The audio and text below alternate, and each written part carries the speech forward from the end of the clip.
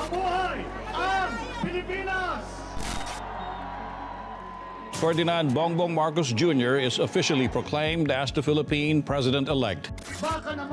Opisyal na nga po ang panalo ni na President-elect Ferdinand Bongbong Marcos Jr. at Vice President-elect Sara Duterte matapos silang iproklama ng National Board of Canvassers ngayong araw. Si President-elect Bongbong Marcos, dahil sa mga oras na ito ay meron na nga tayong President-elect na si Bongbong Marcos at Vice President-elect Bong Marcos Jr. at presumptive Vice President Sara Duterte.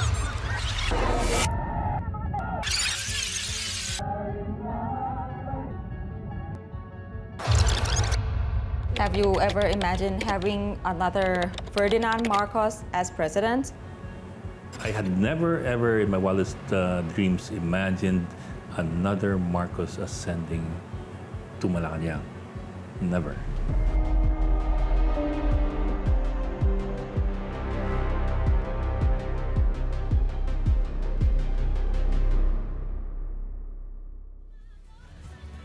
Time for today's biggest headlines. I'm Ed Lingao. You're watching The Big Story. It's official. Ferdinand Marcos Jr. has been proclaimed as the 17th President of the Republic of the Philippines. นอกจากบทบาทหน้าจอแล้วเอ็ดลิงกาวสื่อมวลชนอาวุโสเป็นคนหนึ่งที่เคยมีส่วนร่วมในเหตุการณ์ที่ชาวฟิลิปปินส์พร้อมใจกันออกมาชุมนุมขับไล่อดีตประธานาธิบดีเฟอร์ดินานด์ มาร์โกส ซีเนียร์ที่กุมอำนาจการปกครองประเทศอย่างเบ็ดเสร็จตั้งแต่ช่วงปี 1972 ถึง 1986 จุดนี้คือสถานที่เดียวกันกับเมื่อ 37 ปีก่อนที่เขาร่วมขัดขวางรถลำเลียงพลของหน่วยนาวิกโยธินฟิลิปปินส์ที่กำลังมุ่งหน้าไปปราบปรามกลุ่มต่อต้านรัฐบาลในขณะนั้น Could you tell me what happened in this picture you showed me? This was day 2 of the revolt. This was the 23rd of February. That was a Sunday. Sunday morning, I remember there was a lot of talk. There were a lot of people massing in EDSA. Lots and lots of people. Of course, you can't really imagine how much because it's not really showing on TV. Nobody ever imagined that people would come out like that in protest over Ferdinand Marcos and to support an effort to oust him.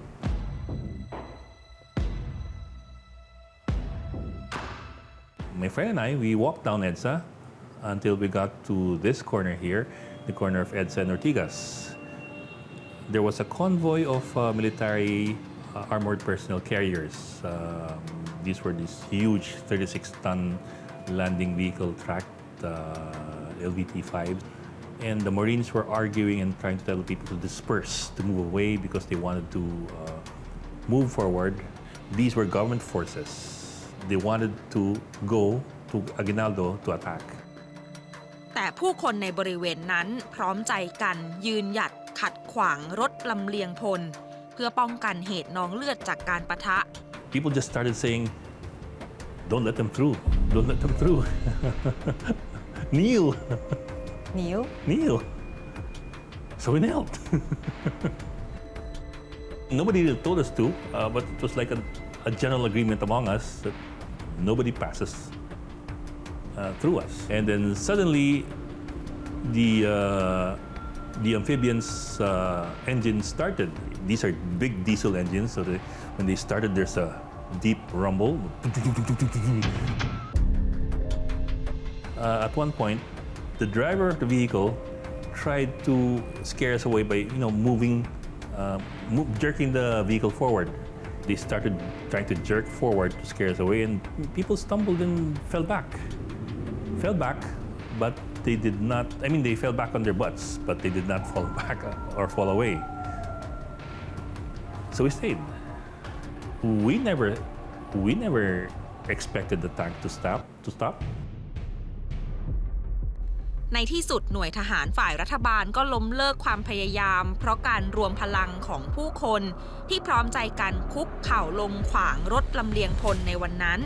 ที่สี่แยกแห่งเดียวกันนี้เมื่อ 37 ปีก่อนซึ่งยังไม่มีทั้งโบสถ์รูปปั้นพระแม่มารีหรือสะพานข้ามแยกใดๆ Thousands of people must be traveling by this exact spot every day. So do you think, are they aware of what happened during EDSA revolt? You know, I'd even be happy if it was just a problem of people remembering. I'd even be happy if it was just that. It's not even a problem of remembering. It's a problem of disbelieving or believing something different. I mean, when you don't remember, you simply forget. But I think what happened in the Philippines is the other way around. People chose to believe something else. That, number one, the Marcos years were the golden years of the country, that the economy was so prosperous, that we were the tiger of Asia, that there were no human rights victims, that the Marcoses never stole anything, even though they were forced to return what? $680 million, among other things. That they never stole anything, that he was not a dictator, that EDSA was a lie, that we were paid hacks, all those, that we were communists, all those things, all those narratives that built up over the years. การต่อสู้ของเอสเปลี่ยนจากการต่อสู้บนท้องถนนกับเรื่องของความรุนแรงและการใช้อำนาจเผด็จการมาสู่การต่อสู้ในฐานะสื่อมวลชนที่ต้องรับมือกับความพยายามในการบิดเบือนประวัติศาสตร์ของชาติท่ามกลางความพยายามชำระประวัติศาสตร์อันด่างพร้อยของตระกูลมาโกสค่ะนอกจากเอสแล้วยังมีสื่อมวลชนรุ่นใหม่ที่ยืนหยัดต่อสู้เพื่อเป้าหมายเดียวกันแม้จะต้องเผชิญความท้าทายและความพยายามกีดกันเสรีภาพสื่อทั้งที่ไม่ได้มีส่วนร่วมในเหตุการณ์โค่นเผด็จการด้วยตัวเองเลยก็ตาม Hello guys and welcome to another episode of our Facts First podcast. I'm your host Christian Esguerra. Christian Esguerra เป็นอดีตผู้สื่อข่าวและผู้ประกาศข่าวสังกัด ABS-CBN สื่อโทรทัศน์ชั้นนำของฟิลิปปินส์ So I was anchoring a political talk show in their English language cable news network. It's called ANC.It was known to be hard-hitting, but to be honest about it, that's, I think, a big problem with the Philippines. Journalists are not generally confrontational, especially on TV, because Filipinos are too polite. So when you become a bit confrontational, they might see that as being aggressive or being biased. And that actually was the reason why I was fired from my political talk show. So I decided to shift my career online. I felt very bad, not because of the employment, not just because of the way I was fired, but with the way journalism was being treated at that time. I felt that my voice was being removed. คริสเตียนออกจากงานในที่สุดเมื่อปีที่แล้วเพียงไม่กี่สัปดาห์ก่อนการเลือกตั้งครั้งสำคัญที่สุดครั้งหนึ่งในประวัติศาสตร์ของฟิลิปปินส์ซึ่งเฟอร์ดินานด์ มาโกส จูเนียร์คว้าชัยชนะไปได้และการเผยแพร่ข่าวลวงทั้งโลกออนไลน์เข้ามามีบทบาทสำคัญอย่างมากต่อการตัดสินใจของชาวฟิลิปปินส์ Many Filipinos, you might be surprised, during the campaign believed that if Marcos won, the Marcos gold would be distributed once and for all. And the story goes, that story already had a lot of iterations online. One version was that